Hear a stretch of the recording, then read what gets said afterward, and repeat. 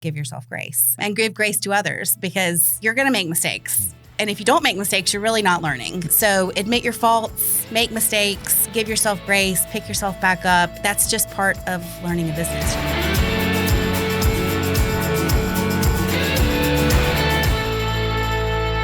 Today's story explores a really unique tension. How do you grow a brand that's deeply personal without losing the values that inspired it? Mell Proffitt and Stacey Doherty took the idea of a better way for kids to enjoy the outdoors and they turned it into PRODOH. But as the brand took off, they found themselves at a crossroads. They weren't just managing a clothing line anymore. They were managing a high-growth company that required new systems, new roles, and a new level of clarity. Their company was envisioned by dads and is now managed by moms.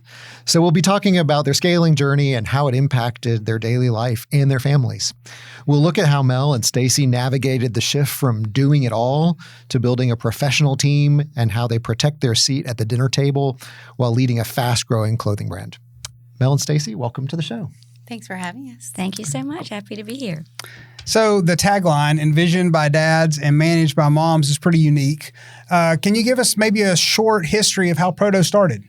Yes. So PRODOH actually was an idea that our husbands decided to present to us back in 2010. We were both pregnant at the time, and they had this idea to create a clothing brand specifically for outdoor use. And we said absolutely not because we were in the throes of motherhood and pregnancy. But they pressed on and had our first fishing shirt developed and decided we're going to give it to some friends. We're going to see how this goes. It took off. We had a boutique owner in town that we knew that decided she would pick it up. So it quickly became more than really any of us ever thought it would be. And it's been a journey ever since, truly. Mm-hmm. So take us back to that early handoff. Was it more of a formal meeting, or was it, here's a great idea, do what you want with it? Just help us, bring us into that moment. So they approached us because it had become more than what they had thought it was going to be. And they both have careers and lives and jobs that they were also managing. So a few years into it, they came to us and basically said, hey, we need your help. This has become more than us. We need boots on the ground. Moms are people, they're the ones buying the children's clothes. They're the ones looking for the boutiques to find what they need. Mm-hmm. So they felt that Mell and I would be better at selling, which probably has proven to be true. I do think originally, they approached it from a bait and tackle vendor outlook road, and then they quickly realized, oops, I think we need to go a boutique route. Moms are purchasing kids' clothes, really not dads. Mm-hmm. Yeah. Okay, so at the beginning, PRODOH was more about just clothing. Like you, the story that I've heard is obviously, your husbands had fishing shirts and they wanted their kids to have something similar, so that they could be outside. So how did you ensure that the product actually reflected the values that you wanted for your kids? Okay. Well, naturally, we're both outdoor families. And so we wanted, I can remember when I fell in love with the prototype, and just, we're beach people, we're lake people. The UPF 50 aspect and not having to change like throughout the day and not having a sunscreen situation with the children, along with the get back here loop that is on all of our products. Like, we were constantly wrangling in kids. We wanted them to look put together, but without trying too hard and being fussy and frilly. So it just really worked. And our children were comfortable and enjoyed it. And so we were happy. Yeah. It was important for us for the kids to be able to have the functionality of the clothing to play outside, but then be able to come in and eat dinner at the dinner table and look polished and put together at the same time.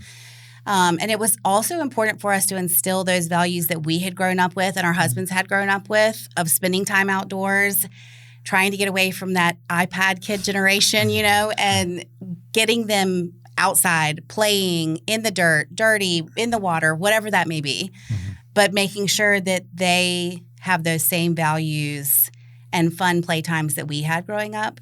And we got to experience those with our families. So we just wanted to make sure we were able to do that for ourselves and for other people. So I love the fact that that clothing is more a reflection of your values and what you wanted children to experience and in your own lives. That's amazing. If we think, though, of like now you want to build a company with it, like it's good for your kids, but you want to build a company with it. When you hear of scaling clothing stores, or it's fickle, it's hard, things change, they're notoriously hard to scale. Was there a time, a launch or a shirt or something when you launched it and you're like, whoa, this is bigger than just 1 or 2 T-shirts we're selling. This thing is taking off. Is there something you can look back on that was that for you? Oh, yeah. And I think we would both answer the same thing is we decided to take our product to market, and we had never attended a clothing market before. So we went to Atlanta. We showed the line there. We picked up dozens of stores that had never seen our product. Wow. And that was amazing. And then shortly thereafter, we went to another market in Dallas and picked up stores as well there. And some reps approached us, some sales reps, and said, we love your brand. We really think this will be great. We think we can grow it, and it can be so much more than what you've ever anticipated. And they were right. And it was a bit overwhelming, but super exciting at the same time because, we were getting in front of faces that would never know about us otherwise. And, but it was time. That's for sure. Was it a specific product, or something for boys or girls or a certain line, or was it just your whole collection just hit the market at the same time? We had grown the collection because you couldn't just show up at market in our minds with a shirt or pair of shorts. So we had grown it to basically a mini collection, a couple of colors of a shirt, a fishing shirt, a couple of colors of the original angler short, a belt. That was a big deal and hard. I don't know why. So we had it was the attention to a larger customer base and just having to do everything just the two of us, and referring back to the founders as guidance, but it was just getting larger than what 2 people could do. Yeah. So a lot of founders try to white knuckle it through that, like, oof, okay. I mean, it's just a lot right now, but it's okay. We're going to get through it, and then it'll calm down. So what was the conversation like when you decided that we need to make an external hire, a finance person or a design person or whoever that was? Yes. So we needed help. We knew that. It was like Mell mentioned, our collection had grown, our customer base had grown. We were now attending multiple markets. We were wearing lots of different hats. Mell was doing design, research. I was the accountant, which I have no business ever being. I was doing customer service. I was making the sales calls, making sure invoices are paid. We were wearing lots of different hats and still had families at home, small kids at home, that we really felt like we needed to get some extra hands and push off some of those responsibilities to others. And it was a blessing when that occurred. So you started with a finance person? We did, yes. We added accountant, thank goodness. And so she was able to help us with keeping everything in line, cash flow wise. And then shortly thereafter, we added a designer to help on the design team front, which was amazing because it did allow us to grow the line with someone that really had the experience and the knowledge of different fabrics and sourcing and, all the different ins and outs that come together with design and research and manufacturing. So those were the first 2 people that we really brought on to help us on our team. Okay. So it's interesting to hear a lot of times, like where was there the need for more help, and that was reflected in your hires. Now we met, I think, in 2022, and we came along. What was the thing that made you think, wow, we need an external view, or there's an area of focus that we need help on that sort of helped you think of looking or made you think of an external partner to come along and come alongside you? I can take this one. I remember very well. Everything just kept growing, and manufacturing problems were becoming difficult. Sourcing, logistics, our 3PL, warehouse, distribution. It was just a whole lot going on at once. And I remember going to DJ and Evan, Stacey and I was like, help! Y'all, I've got to do something. I remember saying, this is funny. I remember being like, we need a man. We need somebody just get me a man in here. Yeah. And I think that night, DJ wrote y'all like a dissertation or something. and thank you. What a blessing y'all have been. I mean that from the bottom of my heart. We needed to look outward. Yeah. So would you say that it was almost like the accumulated complexity of everything coming together? Because it felt like the individual roles you just talked about, right? But it was the whole system of it coming together that was overwhelming. That was the challenge. It was. We needed to define some processes, especially with the amount of people that we had brought on in a small amount of time. It was almost like a fire. You need somebody, we need them now. We'll get to that part later and figure all that out. But we were to the point where we needed to figure all that out. We needed to define the processes. We needed to make sure the roles and responsibilities between our employees were defined well, because we still had people wearing multiple hats and doing different things. And even now, that's still the case in some days. But we really found that bringing you guys on helped with defining those processes and the roles and responsibilities, and making sure that each of our vendors and employees were kind of in line with how we expected things to go and how we wanted to grow the business. That's great. So I do remember DJ's novels probably giving it too much, but it was very long. And so from our perspective, it was really exciting because we saw that you had a successful business, you had sales, you knew what you were doing in terms of getting to market. It was just a question of how do you structure the things, maybe a little bit more behind the scenes so that they worked well. So in our world, a lot of times we'll talk about focus, and the analogy that we use on that is your North Star. Like, where are you headed? So you're two busy moms, you're managing brands, you're managing the family. Like, what was the part of coming up with that focus or that North Star that really helped you figure out what the next steps look like?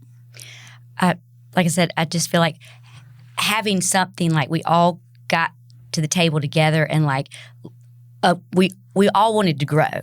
We knew that. We didn't exactly know how we were going to get there, and just aligning the processes and the beliefs. And okay, well, here is, instead of trying to put out fires and handle too many things at once, we started. The North Star helped us to create all our mini 90-day sprints. It was an action plan. I love a plan. 1, 2, 3. And it was just solid and there, and you could refer back to it and look at it often. I'm a printer. Print it, put it on the wall. It gave me peace and some confidence. Okay, we have a direction. Yeah. I think a lot of times what we will see is that our role is to help clarify the direction. It's not necessarily to provide it. You already have it. It's just to help maybe put a little bit of focus on the lens and say, oh, if that's what you want to do, then this is how to get there. And I can attest the fact that Mell loves paper. She would not show up to a meeting without something printed. No. But it is something that we can point back to on a regular basis and say, hey, this is what we said we were going to do in January, and it's March. Are we still doing those things? Are we still working on them? Which really makes a difference, because you can also see how far you've come. When you're in the middle of it, it's kind of hard to remember what it looked like a year ago or a year and a half ago, or what you said you were going to do, and being able to say what you've done, do it, and then prove that you actually did it is a good feeling. Yes, I agree. I definitely think that having a goal to look forward to and something to strive towards and know the steps to get there has been so helpful for all of us, our team included. We're able to share with them what our visions are, what we expect from them, how we're going to get to ABC next. And it's been very helpful having that North Star vision. Absolutely. So if we think about that, I think a lot of times change in the short term is harder to see, but in the long term, you're like, wow, look at this. Yeah. So if you think of, we've been together now 4 years. If you think of like from to, like what are the biggest shifts you've seen from like 4 years ago when this journey started to now? What are the biggest things that have changed? Our processes speak. That's the first thing I think of. I remember early on, both of you fellas, and I particularly Kenneth, had to kind of drill this into Stacey and I. Like, everything is in y'all's head, and that's great. But what happens if something happens? Mell and Stacey cannot be there. Right. I mean, we need to we kind of remove y'all from the equation a little more. So we need other people to understand it. So it's not always like, well, call Mell, call Stacey. So we can actually turn this into a process where more people can help. And that's a natural progression we see too, is like at the beginning when it's only the two of you, you are the brand, you're the process, you're everything. And you just look at each other and know what to do. But then when more people come on board, you can't count on that anymore. So what got you here is not going to get you to the next step. Right. Yeah, that's interesting. It's easier said than done too. Yes, for sure. It's like, well, the time it's going to take to teach and train, I'll just do it myself. Yeah. Which is a really common trap because it feels like it's, you're wasting your time because you have to train somebody else and thinking, but I could already have this done and this is now taking me twice as long or 3 times as long. And there's there's something that I hear often and struggle to agree with, although it's true. If you want to go fast, go alone. If you want to go far, go together. And I think you guys had gone fast for so long that it was probably difficult for you to slow down just a little bit to get everybody else in the same place. Yes. The reward has been so great, though, because we are now able to spend less time on things that really we did not have any idea what we were doing. We've been able to hand off things to other employees where we know their strengths lie. We're able to focus more on our own strengths within the company, where before we were just, it was just putting out little fires everywhere, and it didn't matter what your role was or how well you do to do XYZ job. You did the job. So it's been rewarding. Yeah. Was there something that you look back on that was difficult for you to hand off and you look at now and you're like, why did I hold on to it? I don't know, invoicing or whatever it was, the things because you did everything. But now that you look back on handing it off, you're like, man, I should have done that earlier. I'm sure I probably held on to customer service way too long. And then I had, when an employee came along to take over that, I had a hard time. I was still checking the emails and answering emails, and she was also answering emails because I was like, well, I just feel like my voice is better. I don't, it wasn't. Yeah. It was just I couldn't relinquish that duty. Yeah. So I probably held on to that entirely too long. That's interesting. All right. So now, if my numbers are right, there's about 12 people on the team. And people often talk about this idea of work-life balance, which can feel like a myth. How did adding folks to your team, obviously as hard or as easy as it was, help give you more freedom to be present with your families? What does your, maybe a normal day? I've heard stories about you guys packing, stuff in Mell's attic, or running stuff to the store. Like, what are the kinds of things that you're able to do with your families now that maybe you weren't able to do a few years earlier? I do remember this because years ago, we'd probably been in business for about 5 years. I remember somebody telling us that, and my children were in grade school at the time, and so were Stacey's, that the middle school years for your children and even the high school years actually are going to get harder. In other words, you think that you're letting go a little bit, but your job as a mom is going to be more intense. It's going to change, not going to be as physical, but mentally, you're going to need to be checked in. And I just feel like I've been able to do that, to step away a little bit more because of our team and can focus on this time that I have left. My girls are sophomores. I've got 2 years left to make a difference. I feel like, I know that's not true, but, I've enjoyed this time, and I love being able still to be home when they get home from school. I mean, they're driving now and all, but there's something that is very important about that. And I know Stacey agrees with me. I do. I think teenage years, they are so formative for kids, but we've always had the mentality of family first. We're running a business. That's super important. We love that aspect as well. But at the end of the day, when all is said and done and you're 60, 70 and you're retired, you've got your family. And it's important to have those memories and share those experiences with them. So even with our employees now, we drive that family is first. Yes. If you've got something important, if you've got an event, your kid has a field trip and you want to chaperone them on that field trip, by all means, do it. You're never going to get those times back. Yes. So we really encourage even our employees to remember that family comes first. Those experiences, those memories, all of that is super important. And so we instill that now in ourselves. Now, for a long time, we had our kids helping us run the business. When we were out of Mell's house, our kids would be there unpacking boxes too. And they would ship boxes and pack boxes for us. I mean, it was an all involved event, but it's been really nice to be able to hand off and spend those times with our kids. Like Mell said, we've got teenagers. I still have one that's in elementary school too. So it's just been really great. But I think it's important for them to see that we have a good work-life balance too. I want them to carry that with them when they decide to start a family, if they do. Yeah. So on that point, how do you, I'm sure it takes discipline and having boundaries and all of that. So give us some practical ways that as you scale, you've made sure to keep those priorities of family, of faith, of the things that you value. What are the practical ways you do that? Practical ways that we have the work-life balance. Right. Is that what you mean? Yeah. Well, through scaling, like, for example, I can remember back in the day, I would check my email first thing in the morning, every morning. I would do it from the bed. And a lot of our manufacturing partners, because we're overseas, and so I'd wake up to, bombs most mornings, and it would set the tone for the day in high intensity stress, I feel like.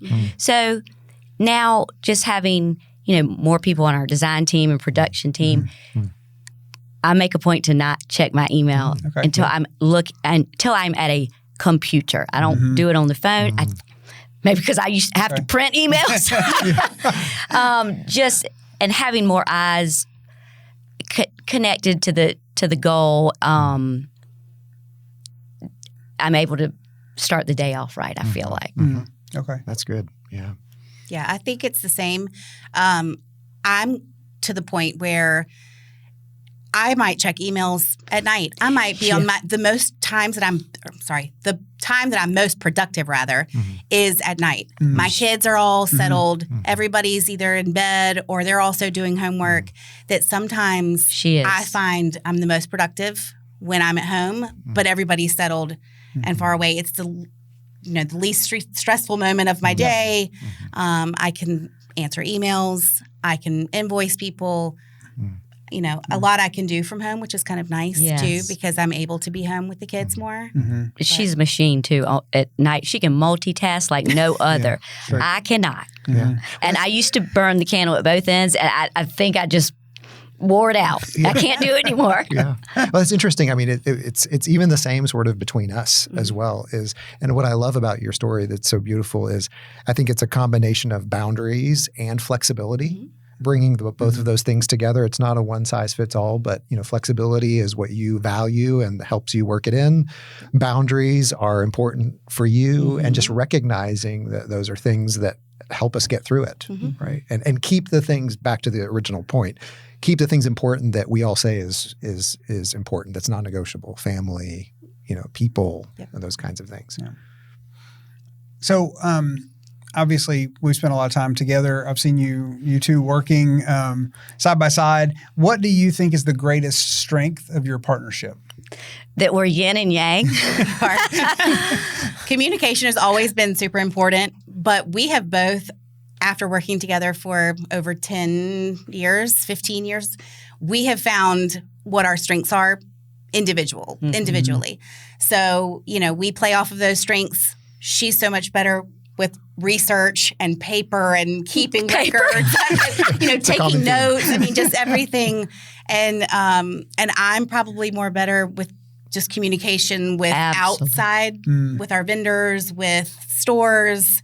So we both play off of each other's strengths. We know each other's strengths. We make sure not to give the other person what we know that they probably can't handle or don't want to handle, which has been really great that we've figured that out. Which we figured that out pretty early on. A funny couple things come to my mind. Like back in the day, we always say that like Stacey's more the face, and if somebody comes like with customers or anybody, I'm like running for the back. I'm like, no habla inglés, and Stacey's just better. I kind of get a little panic, like if I don't know, I'm just you're behind the scenes. Yes. Yeah. But then we laugh. Like Stacey's like, no, you know I have no vision. Like when I used to show her like the line, the collection in process, the CADs, she would look at it. I'd explain to her, now remember, this isn't going to be this color, or you got to visualize this. And she's like, I can't do that. Okay. I still cannot do that. I still cannot. But yeah, so we just play off of each other's strengths. We know what each other is really great at, and we make sure that that's what that person is focusing on. Yeah.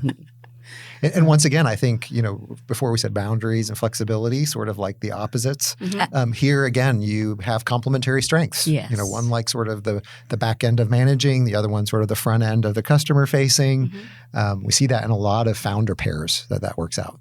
Yeah. So we started off the discussion by talking about your husbands, and then they sort of exited stage left, and we haven't talked about them again. What's their role? Do they have a role? What does it look like for them to be involved now that you've hired people, you have a team? Are they just glad you have it, or are they? They're still around. They're still around. They're still around. They play a large part in vision. Mm-hmm. They still have many says into our designs. Mm-hmm. We have a fish of the season on our shirts. Evan usually selects that fish for us. They see everything when it's coming in and being made. I mean, they see it when it's in the design phases. But their strengths, again, we'll go back to strengths, are with anything financial. Yeah. They really help rein things in, make sure that we're all in line with how our spending is, what our vision looks like for the future. They definitely play a role still in the company, just not as outward facing. Yeah. And I would like to thank BlueInc for making our marriages much better. We didn't know we had that. Marriage check. It just added there. Like at the end of the day, I can remember like lying in bed with Evan, and he'd ask me all these questions, and I'm mentally like boundaries again. I'm mentally trying to check out and go to sleep. But he's still, at the end of the day, the boss. Yeah. So now I'm just like, go ask Kenneth and Johannes. No. And so it really has helped because we do balance work life and relationships and two different companies. And it's just nice to have y'all take a lot of that stress, I feel like, off our plate. I agree. Okay. Add that to your resume. Add that, yeah, we'll put that. Yeah, we'll put that. Saving on marriages daily. Yeah. Scaling marriages. Scaling marriages. So, if you could tell your younger selves one thing at the start of PRODOH, what would that one thing be? I would say give grace. We did not come into this with any knowledge of the apparel or fashion world. Let's be clear. We were thrown this with our husbands, which has been a blessing, but we have learned along the way. We are pretty much self-taught in all areas of this business life. So I would say a big one is give yourself grace and give grace to others, because you're going to make mistakes. And if you don't make mistakes, you're really not learning. So admit your faults, make mistakes, give yourself grace, pick yourself back up. That's just part of learning a business. You're not going to know everything. No one's expecting you to know everything and have all the answers. So definitely just keep in mind that you're always learning and take that in. Yeah. And I say, get back up again. Just keep getting back up. And if you're going to be dumb, you better be tough. You're going to make a lot of mistakes and you're going to try things and then look back and say, that was really dumb. But so keep going, be tough. It's not going to, you're not, if it were win after win after win, anybody would do it. That's very true. Yes, 100%. When you look at a brand like PRODOH, and you see all their amazing products and all the success that they've had, you might not realize how much intentionality it takes. Mell and Stacey's journey reminds us that scaling is not a straight line, and it's not always about bigger numbers or wins over and over. It's about building a team and a system that honors what you want to do as a founder and, in their case, as a parent. So if you're listening to this and you're feeling the tension of the parent-founder paradox, you love what you've built, but you're struggling with the freedom to be present and to put priorities on things that you value, you have to know that there is hope and that help is available. You don't have to choose between a thriving business and a thriving home. As Mell and Stacey shared, the external perspective that they got gave them a map to move from the middle of every task to leading a professional team. At BlueInc, we help founders bridge the gap between doing it all and leading with purpose with a clear strategy and healthy accountability. If you're ready to see what the next stage of the scaling journey looks like for you, visit BlueIncStrategies.com or check out the link in our show notes.